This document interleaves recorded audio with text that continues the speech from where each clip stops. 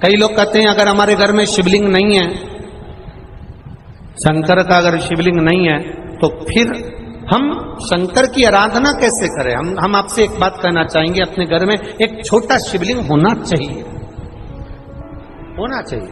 और मान लो नहीं है, आपके परिवार के लोग नहीं राजी हो रहे, आपके घर के लोग नहीं राजी हो रहे, आपके परिवार के लोग राजी नहीं हो रहे हैं, तो फिर क्या करोगे? तो कहा शिव महापुराण में सुंदर आनंद के साथ विद्येश्वर संहिता में कहा कि शिवलिंग नहीं होने पर जब आप मंदिर में दिया लगाते हो, मंदिर में जब दीप लगाते हो, मंदिर में जब दिया जलाते हो, प्रज्वलित करते हो, मंदिर में जब दीप लगाओ तो दीप की जो ज्योति होती है वो भी शिवलिंग की आकृति की होती है। तब उस समय पर ज्योतिर्लिंग का स्मरण करो और अपना कार्य सफल करो। अगर शिवलिंग गला पकड़ रहा है, अगर शिवलिंग मान लो शंकर का शिवलिंग हमारे पास में नहीं है, शंकर का शिवलिंग हमारे पास में नहीं है, तो ज्योतिर्लिपि रिंग की भी आप आकृति कर बनाकर उसकी पूजन कर सकते हैं। ज्योतिर्लिंग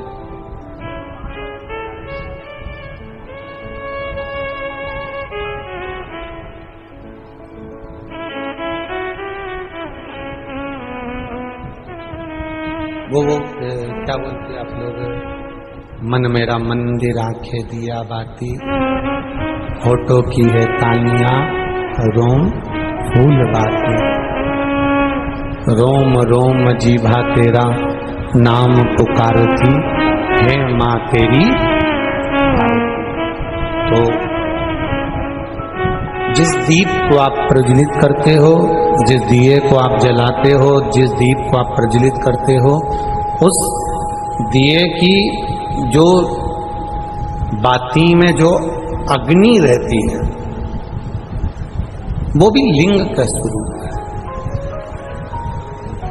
वो भी लिंग का स्वरूप है। इसको हमारे यहां ज्योतिर्लिंग कहा गया, ज्योतिर्लिंग नहीं, ज्योतिर्लिंग कहा गया।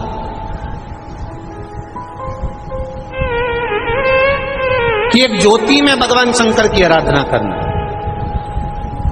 भगवान शिव की स्तुति करना, भगवान शंकर की आराधना में डूबना, एक ज्योति के प्रतिबिंब में, एक ज्योति के स्वरूप वाला सेठ व्यापार करने जाता है, नाव से व्यापार करने के लिए जा रहा है, रोज जाता, खूब कमा के लाता। उसके दोस्तों ने कहा भाई तू नाव में बैठकर जाता है, तेरी नाव पुरानी हो गई है, और पुरानी नाव कभी भी हवा का झोंका चला, तूफान आया, तेरी नाव डूब जाएगी। तू एक काम कर ले, अपने गांव में, गांव के पास में एक पानी में तैरना सिखाता है, उससे तू तैरना सीख जा।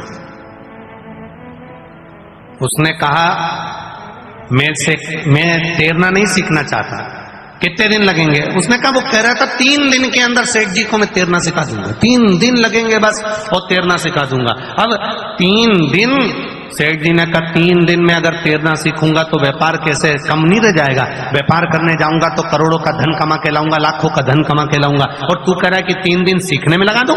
मैं सीखना विकना नहीं है। तो मैंने उस तैरने वाले व्यक्ति से पूछा, मान लो अगर कोई तैरना नहीं सीखे, मेरा दोस्त अगर तैरना नहीं सीखे तो क्या करना चाहिए? उसने कहा तुम्हारे दोस्त को कह देना 2 खाली पीपे ऊपर से बिल्डिंग कराकर उसका छेद बंद कर खाली पीपे को नाव में रख ले, तो कभी अगर तूफान आएगा तो वो खाली पीपे पकड़कर पानी में अगर कूद भी गया तो उसको भले तैरना नहीं आता तो भी वो बच जाएगा, मरेगा नहीं।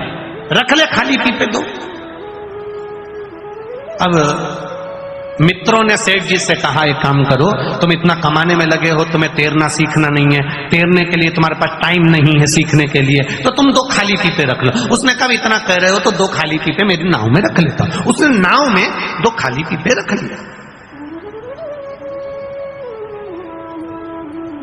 अब नाव के अंदर 2 खाली पीपे रखे, चले, 1 आध महीना निकला। 1 महीना निकलने के बाद अपने गांव आ रहा था, इतने में तूफान चल गया।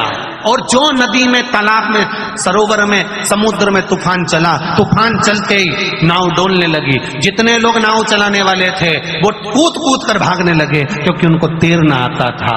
इसको तैरना नहीं आता था। इसने एक व्यक्ति से पूछा, नाव चलाने वाले से, मेरे पीपे कहाँ हैं? उसने कहा तुम्हारे सिर के पास में रखे हैं। उसने उठा, सब कूद गए, तैर कर पार निकल गए। नाव डूबने लगी। इसने विचार करा, करूं तो करूं क्या, मुझे तैरना नहीं आता, पर पीपे पकड़कर उतरना है। बस खाली पीपे उठाना था। उसी के पास में 2 पीपे भरे हुए सोने की मुद्राओं से रखे हुए थे, जिसको वो कमा कर ला रहा था। उसके मन में आया, अगर खाली पीपे लेकर कूदा तो क्या मतलब था? भरे हुए पीपे मेरे सोने से भरे हुए, मुद्राओं से भरे हुए हैं, इनको कैसे छोड़ दूं? कैसे छोड़ूं? कैसे छोड़ूं? मुद्रा से भरे हुए ये पीपे, सोने की मुद्राओं से भरे हुए ये पीपे, मैं इनको छोड़ूं कैसे? खाली पीपे उसने छोड़ दिए नाव के अंदर, और भरे पीपे लेकर कूद गया। आखिरी में जाकर डूब गया, मर गया, समाप्त हो गया। ये सेठ की कथा नहीं, ये अपनी कथा है। हम भी भरे पीपे संभालने में लगे हुए हैं। ये जमीन मेरी, ये जायदाद मेरी, ये संपदा मेरी, ये प्रॉपर्टी मेरी, ये गाड़ी मेरी, ये बंगला मेरा, ये घर मेरा, परिवार मेरा। हम केवल भरे हुए पीपों को संभालने में लगे हुए हैं, पर 2 पीपे, राम नाम के 2 अक्षर, कृष्ण नाम के 2.5 अक्षर, पंचाक्षर मंत्र शिव का, 1 नाम भगवान का, यदि 2 पीपे खाली अर्थात 2 अक्षर का नाम हम अपने पास रख लेते तो शायद भवसागर से पार उतर गए होते, पर नहीं उतर। हमने प्रॉपर्टी जोड़ी, हमने धन बनाया, हमने गाड़ी बनाई, हमने बंगला बनाया, हमने संपदा बनाई, हमने सत्ता बनाई। 25 लाख की गाड़ी में घूमने वाला भी एक दिन 25 रुपए के लोटे में भराकर हरिद्वार पहुंच जाता है। मात्र 25 रुपए का लोटा होता है, जिसके अंदर उसकी अस्थियों को भर दिया जाता है और हरिद्वार ले जाते हैं। पिंडदान करा, ब्राह्मण को भोजन कराया, और पिंडदान करके लोग पिंड छुड़ा लेते हैं। फिर कोई संबंध नहीं, फिर कोई नाता नहीं, कोई रिश्ता नहीं। कितनी प्रॉपर्टी, कितना धन, कितना वैभव, कितनी सत्ता, कितनी दौलत। एक जरा सा व्यक्ति को रोग आता है और उसका पूरा जीवन निचोड़ जाता है। भगवान से कहता है, जब बीमार पड़ा तो डॉक्टर कहता है मॉर्निंग वॉक करो, घूमने जाओ, थोड़ा कम खाओ। अभी नहीं, पत्नी कहती थी, परिवार वाले कहते थे कि देखो थोड़ा सावधानी से रहो, थोड़ा सावधानी से रहो। नहीं, मेरी प्रॉपर्टी, मेरी जायदाद, मेरी संपदा, मेरी सत्ता, मेरा वैभव, मेरी गाड़ी, मेरा बंगला, मेरी दौलत, मेरी सत्ता, बस उसमें रमा रहा, रमा रहा, रमा रहा। और एक दिन मौका आया नाव डूबने का, क्योंकि यह पुरानी नाव कभी भी डूब सकती है।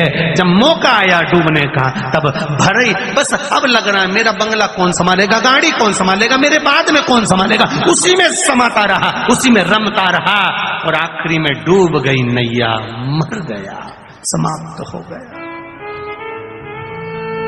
शिव महापुराण की कथा ये संसार सागर में तैरना सिखाती है, 7 दिन के अंदर पार होना बता देती है कि हमें पार कैसे होना।